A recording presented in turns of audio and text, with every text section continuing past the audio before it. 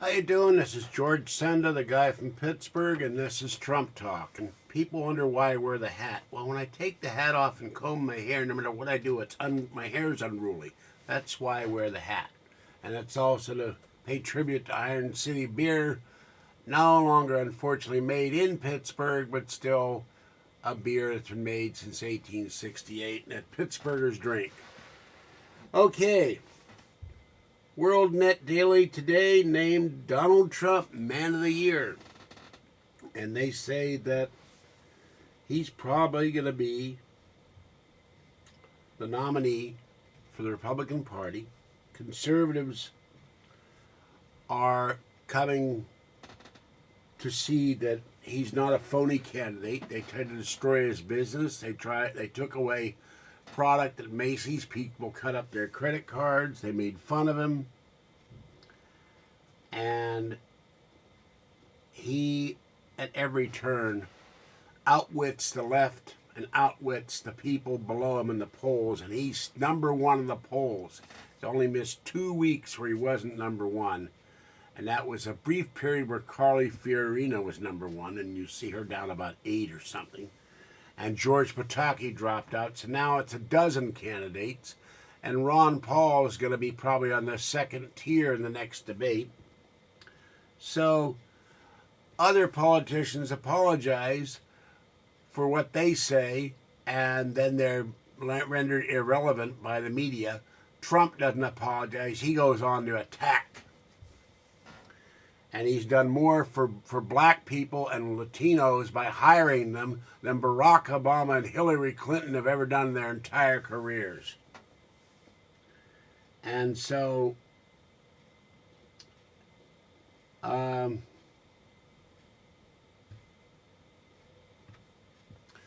many Republicans don't like Trump. They feel he's a threat to the establishment, and they're absolutely right.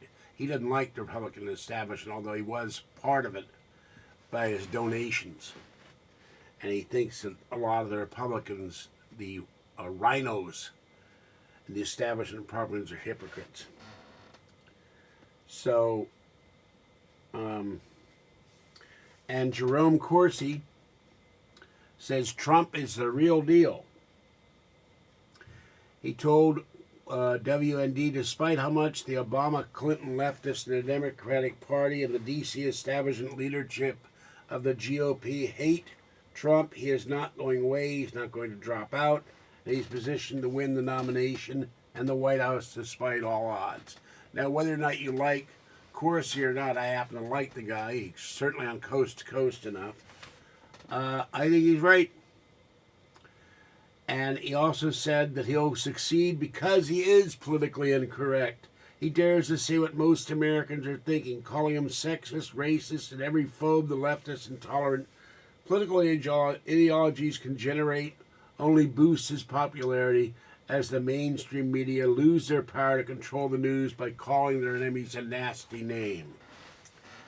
And I know what that's like. So he's rising in the polls. He defies the politically correct rules ordained by pundits and exposes leftists, including those at Fox News, for what they really are. And there's people at Fox News that are not conservative, folks. So the pundits are also underestimating Trump's chances to win both the primary and the general election.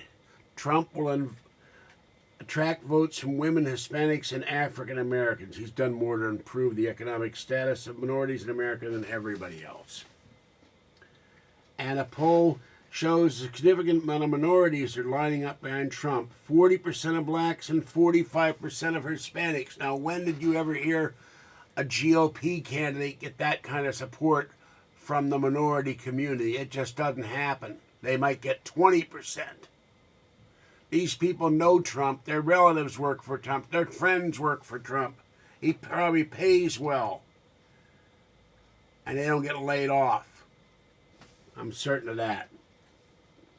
So he's got to fight Ted Cruz. And he's trailing Ted Cruz in Iowa, and he's got to fight Chris Christie. But Trump reminded people of how Chris Christie schmoozed with Barack Obama after Hurricane Sandy. They practically went in a hotel room together. And people don't forget that. You're a Republican, you don't go kissy-kissy with the Democratic #1 enemy.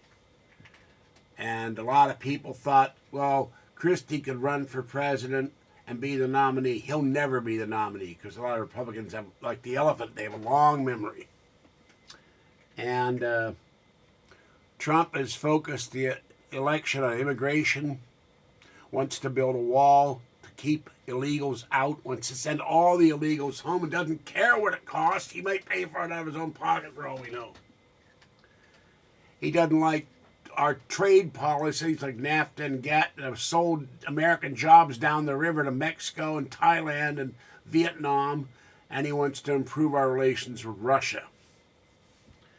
So, and he wants to he does not want to give tax cuts to the rich or slash Medicare. He's for the working guy. So, because every time we turn around, the GOP in Washington gives tax cuts. They just gave a big tax cut. What the little guy got, the shaft. They let us export oil for years. That's about the best thing that happened to that thing. And they tried to tack a bill to take away letting us know what GMOs are in our food. And one guy on Coast the other night said that 2/3 of our foods have genetically modified food in them. And I got enough trouble with food without trying to worry about whether it's genetically modified or not. But the only thing I have a problem with, the guy said the organic's just a little more expensive. And I don't know what supermarket he's been going to. Organic's a lot more expensive when I go into Safeway or Food Max or something. And I can't tell the difference in a taste, so I don't know. Anyway, Trump's #1, Cruz is #2, and there's a picture I'm going to post on everybody else. But Trump, the man of the year. And I don't know what the establishment GOP do. They'll try to torpedo him as we get into Iowa and New Hampshire. And it's going to be a fun GOP convention in Cleveland if he has the delegates.